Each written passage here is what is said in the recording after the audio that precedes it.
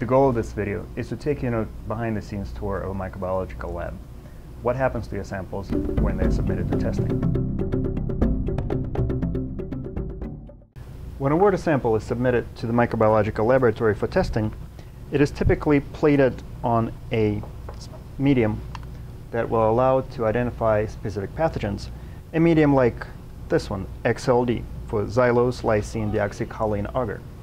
XLD, as you notice, is red because it contains a specific indicator.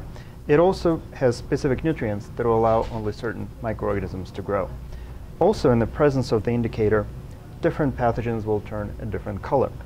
Depending on the sample, it can be plated directly onto the medium, or it may need to be diluted if it's too concentrated and contain potentially too many bacteria, or if it's a well water sample, it needs to be filtered through a membrane that will retain only the microorganisms. So when the water sample is submitted, a small sample of it is plated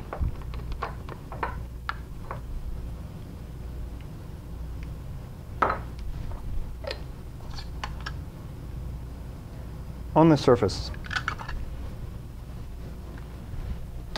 and then spread to evenly distribute the sample over the surface of the plate.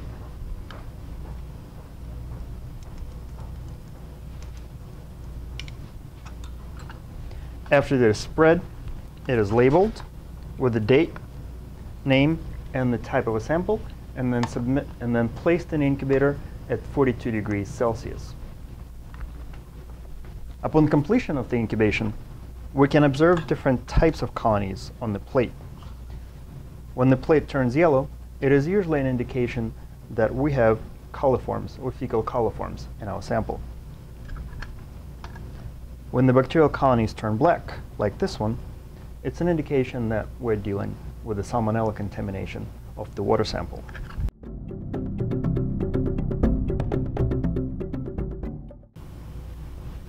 When samples of produce are submitted for sampling, there are several possibilities.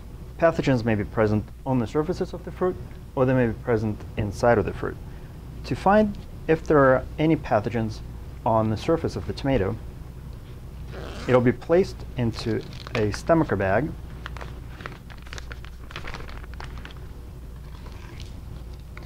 water or PBS, phosphate buffered saline solution, will be added into the bag.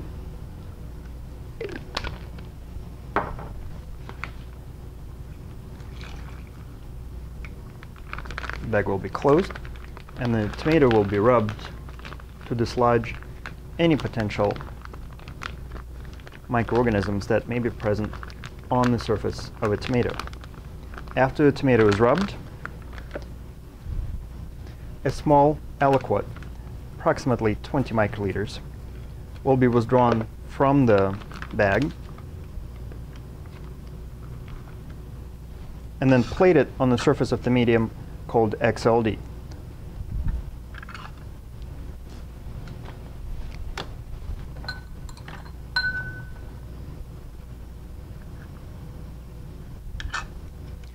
This will allow it to identify different pathogens that may be present on the surface of the tomato. It is important to keep in mind that less than 0.5% of produce grown in a field will contain pathogens. As a next step, to find if there is any contamination inside the tomato, for example, in the stem scar, tomatoes will be stomached in a stomacher. After the tomato is stomached or blended, a small aliquot will be withdrawn from the other side of the mesh divider in the bag, and then it will be plated on a selective medium. According to some protocols, an enrichment step may be required to increase the growth of the specific microorganisms. The advantage of the culture-based techniques is that they will allow us to have a pure culture of the microorganisms that may be present in your sample. These microorganisms can be further characterized to identify whether they're pathogenic or not, whether they contain virulence genes, and so forth. The disadvantage of the culture-based techniques is that they will take at least an overnight incubation, and sometimes longer.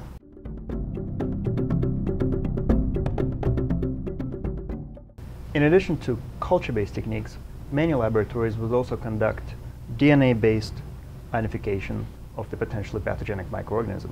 For the DNA-based tests, microbiology laboratories will have samples of DNA that they will extract from the sample that you have submitted. They will also have little pieces of DNA called primers. These primers are synthesized by commercial laboratories, and these primers match specifically the target sequences that we're trying to identify. These target sequences are specific to each pathogen tested. Therefore, the advantage of using the DNA-based techniques is that they will identify a specific pathogen. But because they're so specific, they'll probably exclude other non-target organisms.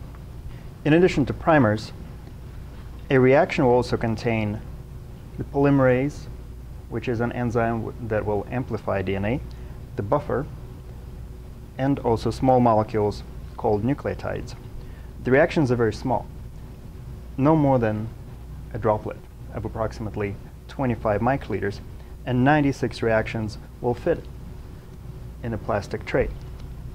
These plastic trays will then be placed in a thermocycler, which will amplify the target DNA, and this DNA will then be amplified on a gel to allow us to determine whether the target gene is present in the sample.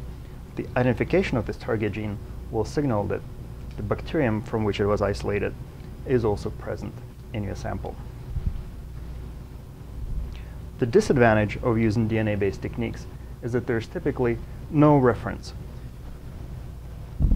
This means that unlike culture-based techniques, which allow to identify specific microorganisms, which could be later archived, the DNA-based techniques are a one-shot deal. So after a pathogen is identified or not identified in your sample, the sample is discarded, and there is essentially no other way to archive or preserve your samples.